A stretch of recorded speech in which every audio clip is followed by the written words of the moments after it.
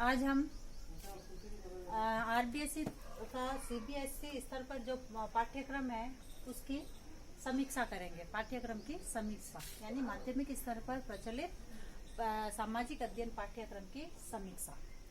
यानी हमारे देश का जो माध्यमिक विद्यालय में जो है सामाजिक अध्ययन का जो पाठ्यक्रम प्रचलित है उसमें विषय वस्तु हेतु उद्देश्य तथा उद्देश्यों की पूर्ति हेतु मार्ग निर्देशन इत्यादि की दृष्टि से काफी कमियां नजर आती है।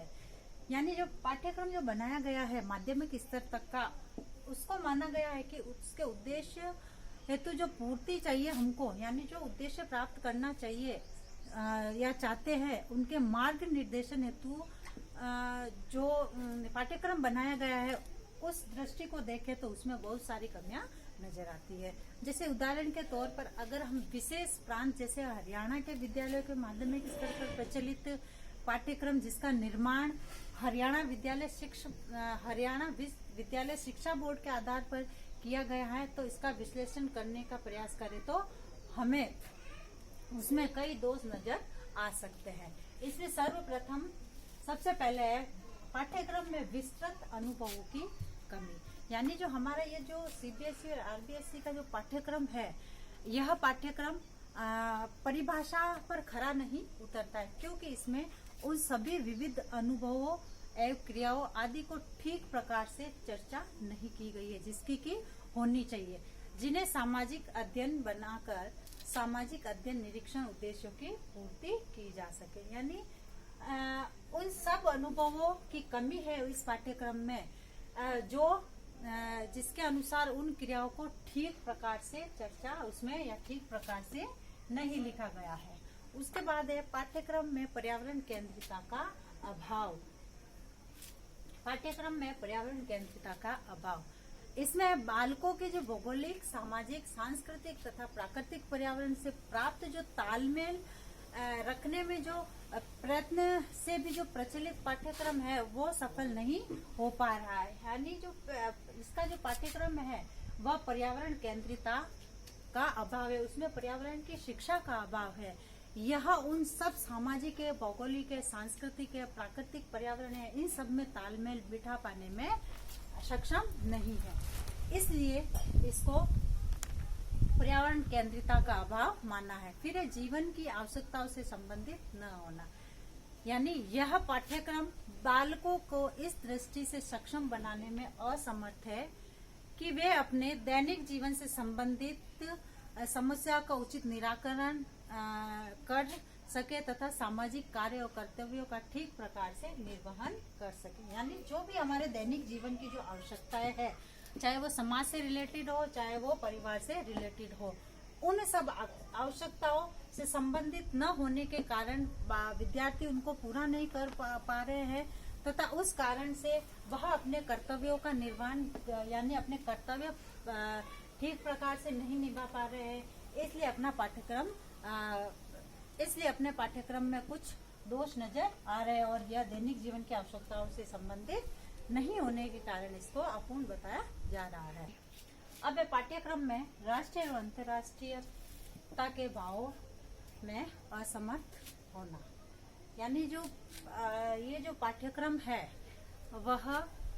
यह पाठ्यक्रम इतना सशक्त और समर्थ नहीं बन पाया कि वह विद्यार्थियों को जो धर्म है, भाषा है, प्रांतवाद है, उसकी संकीर्ण जो छोटी जो सोच है, जो मनोवृत्तियां है, उससे उभार सके। क्योंकि अभी भी विद्यार्थी ये कास्ट मेरी है, ये धर्म मेरा है, ये जाति मेरी है, उसमें फंसे हुए, मैं इस प्रांत का हूँ। कोई भी ये नहीं कहता कि मैं है ना इंडियन हूँ। इसलिए ये जो पाठ्यक्रम है उन छोटी विचारधाराओं से उनको उभार नहीं पाया है, क्योंकि मनोवृत्तियों से उभार कर राष्ट्रीयता के सूत्र में बांध नहीं सका। जैसे आगे संपूर्ण विश्व का एक कुटुंब की विचारधारा में लाकर विश्व शांति का जो है मार्ग प्रशस्त नहीं कर पाया और मानवीय जो संबंध है उनको उसकी नींव को मजबूत नहीं कर पाया है। यानी अभी भी पाठ्यक्रम में कमियां हैं कि विद्यार्थियों को एकता के सूत्र में न बांधते हुए उनको प्रांत, भाषा उसके आधार पर बांट रखा है और उनको एक परिवार मानने के बजाय वह अपने धर्म, अपनी जाति उसमें फंसे हुए और मानवीय जो संबंध है उनकी नींव को मजबूत करने में यह पाठ्यक्रम असमर्थ हुआ है।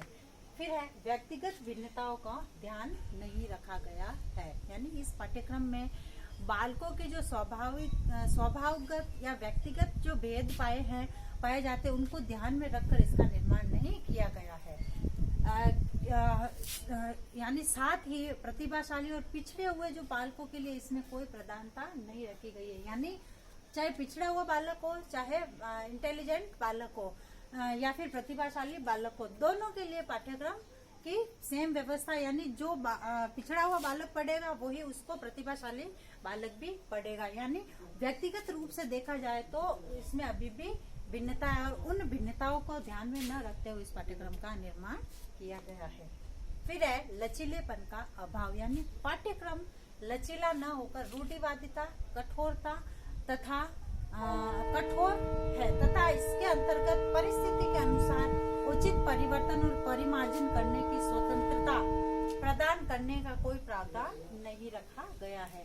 यानी पाठ्यक्रम निर्माण में ऐसे नियम व सिद्धांत बनाए हैं जिसके आधार पर इसको लचीला नहीं बनाया, इसमें लचीलापन नहीं है। क्योंकि अगर शिक्षक अगर किसी विषय वस्तु को एक्सप्लेन करता है, बच्चों को पढ़ाता है, तो वह अपने अनुसार उस विषय वस्तु को चेंज नहीं कर पाता है और अपने अनुसार नहीं बता पाता है, इसलिए इसमें लचीलेपन का अभाव पाया गया है।